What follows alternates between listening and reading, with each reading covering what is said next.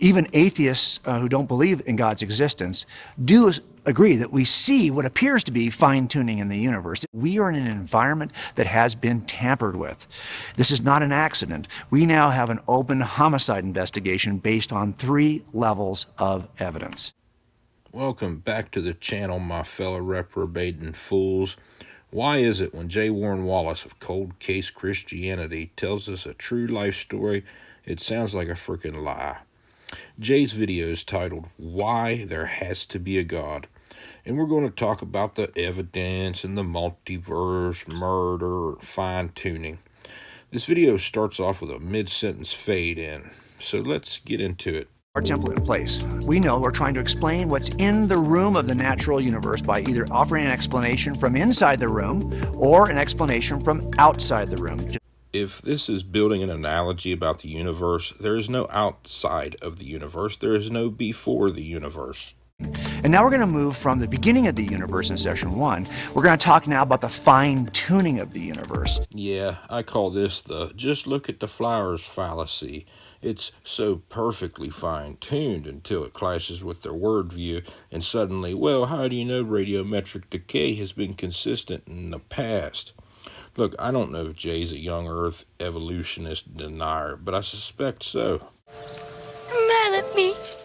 I had a case a number of years ago in which a woman was killed in her home. And everything works out the way it's supposed to. And she was asphyxiated by an overabundance of natural gas. And when it was reported, her mother visited her daughter and discovered, unfortunately, her daughter's death. Just look at the flowers, Lizzie. First of all, we had a foundational story about their marriage and the broken nature of their marriage. She had suffered some spousal abuse. He'd even threatened to kill her in the past. So the mother's ex-husband threatened to kill the daughter in the past. I'm following along. I'm totally following along. And when she told us the story, there were several good layers of evidence that pointed to her ex-husband as a suspect. So we knew this was a possibility just from the foundational story of their relationship. I'd think if this dude ever contributed to the conviction of a murderer, he'd be able to provide some evidence of his success. But apparently all he's ever done is looked at cold case murder books, claim he knows who the bad guy is using circumstantial evidence, and claiming victory. Rumor has it he's never even been employed as a homicide detective. This dude has some problems. But when we got to the house, we saw several other suspicious things at a regional level. For example, these were people who seldom locked their doors and seldom closed their windows on warm days. But look, I'm still over here asking why there's no evidence of his work history.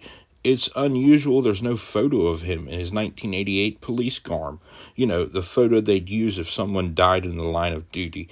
J. Warren Wallace has been called out. I'm looking for anything. Pay stubs, tax returns, brothers in arms, anyone who can verify his story.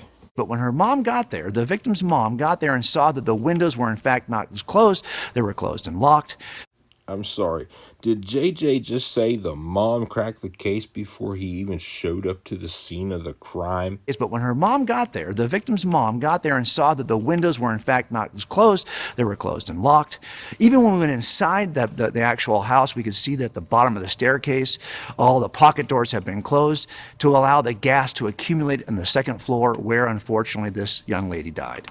It should be super easy to find a case like this using keywords. The best I came across is an anesthesiologist who poisoned his wife by pumping carbon monoxide into her bedroom. So we had regional evidence that also kind of told us it looks like someone's been tampering with this place. At the local level of the room itself, we had a space heater, a heater on the wall, where the pilot light had been extinguished so the gas could freely flow in. What the actual fuck did you just say to me right now? It has to be one of the stupidest things a living person has ever said. Unaliving someone with a pilot light is the equivalent of using like a dozen cigarette lighters.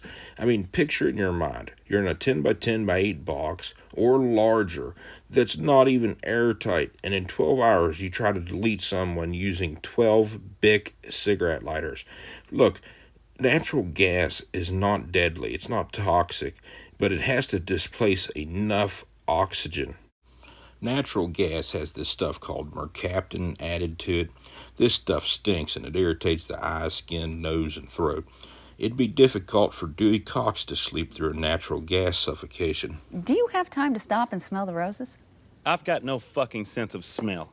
I'm going to leave a story in the description about this time I found Bob still asleep during a major gas leak, and if I hadn't showed up, he'd either smelled it or probably lit a cigarette. And somebody had stacked up a bunch of clothing against the closed door of the bedroom so no gas could escape through the room.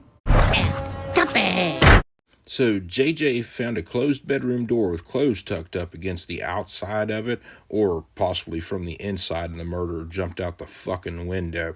Why did this idiot close off the rest of the house? I mean, this shit ain't making no sense down here in reality. Now think about that. We've got good evidence here at both the foundational level, the regional level, and the local level of the room itself to believe that we are in an environment that has been tampered with.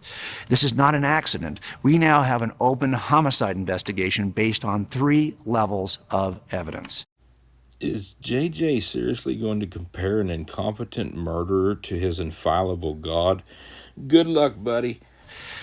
Well, something similar happens in the universe. As we look at the universe, we see that it is fine-tuned at 3 levels for the appearance of carbon-based life like you and me. Carbon-based life that actually can think and observe the universe to determine that it's fine-tuned. Now you can see it at the foundational level, at the atomic level, the strong nuclear force, the weak nuclear force, electromagnetism, the gravity, the force of gravity. These are so finely tuned that the smallest variation will create a universe that cannot even sustain itself, let alone sustain life. Oh, talk dirty to me, JJ. Tell me how you don't know jack shit about the 4 fundamental forces of the universe without actually saying you don't know anything about them. As a matter of fact, I'll give you an illustration of this. For gravity, the actual fine-tuning of gravity is so strictly constrained that if we had a tape measure and spanned the entire known universe, we just stretched it out from as far as we can see, as far as we know in either direction, that's a long tape measure. Well, if we just varied the force of gravity by 1 inch on that incredibly long tape measure, we would not have a universe right now that supports itself, let alone life. Why is it that apologists want to pretend they understand this shit better than the experts? They want to pretend that if the gravity was off by 1 inch over the span of the universe, I mean, where did you even come up with this shit? Citation needed. That's how finely tuned gravity is, and every other cosmological constant is equally fine-tuned. Just more evidence that Jay's making this stuff up and pretending to understand it. There are 26 fundamental constants in physics, and only one of them is the cosmological constant, which deals with the theoretical dark matter stuff that is more likely to complicate and add additional parameters rather than a simple, elegant, grand unified theory. Is equally fine-tuned. At the regional level, we have just the right galaxy and solar system that's fine-tuned to support life. Our galaxy is the right size, it's the right shape, it's the right distance from other galaxies. We are at the right position in the spiral arm of that galaxy. Our solar system, still at this regional level, is just the right size star, just the right composition, just the right mass, just the right heat. That's called special pleading. Just because there's life now on our little planet, in our little solar system, in our tiny corner of our massive galaxy, doesn't mean it was and always will be here. Why would a god put his favorite monkeys on a direct collision course with another galaxy?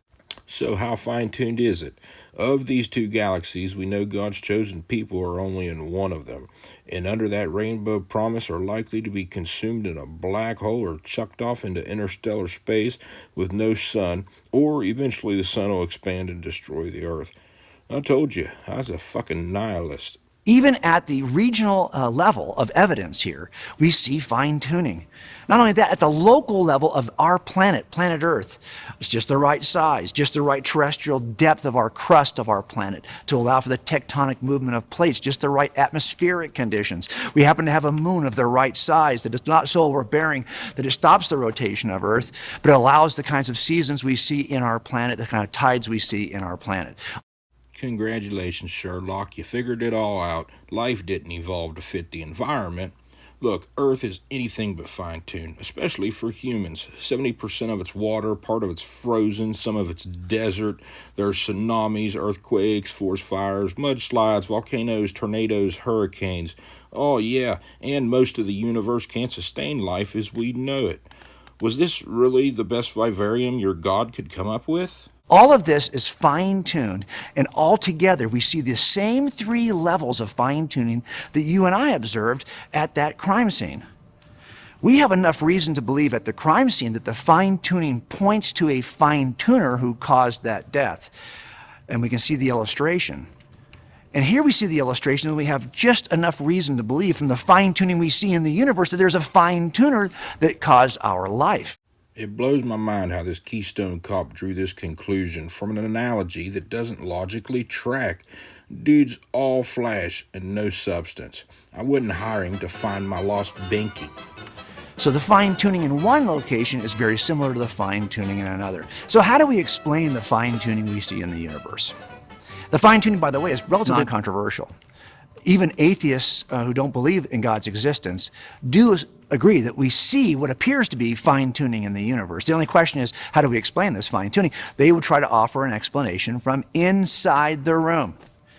Remember earlier I said we can only ever be inside of the room. Jay misrepresents the room by saying the galaxy and universe are outside of our room, when the room is in fact the universe. Those 26 fundamental things I talked about, we understand 25 of them rather well. They are all inside of the room.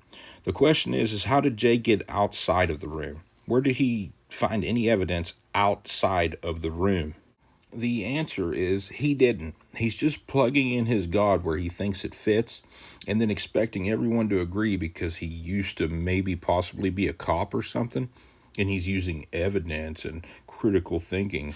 Well, there's maybe 3 or 4 good explanations that they tried to offer in the past, historically, to explain the fine-tuning. I'll tell you what'll be impressive. Some actual incriminating evidence, JJ. None of those actually work, and I've described some of these in your participants guide. Well, I don't have one of those participants guides, and I don't want to give you a fake name and dead email address because I know it's leading to you wanting money. And whatever you say behind a paywall is going to be dumb as shit too. But I want to talk about one that has kind of emerged as the most popular explanation, and that is this. If our universe is part of a larger collection of universes, if there is a multiverse in which there are perhaps an infinite number of universes, then why would we be surprised that one of these just happens to look like us? The multiverse theory is in opposition to supersymmetry. The idea of multiple universes is only one small aspect. The Large Hadron Collider was supposed to tell us which school of theoretical physics was most likely. Then they measured the mass of the Higgs boson. This is inside of the room stuff, and both fields are still on the table. JJ needs to stop steel-manning. Neither one of us actually have a clue what in the hell we're talking about.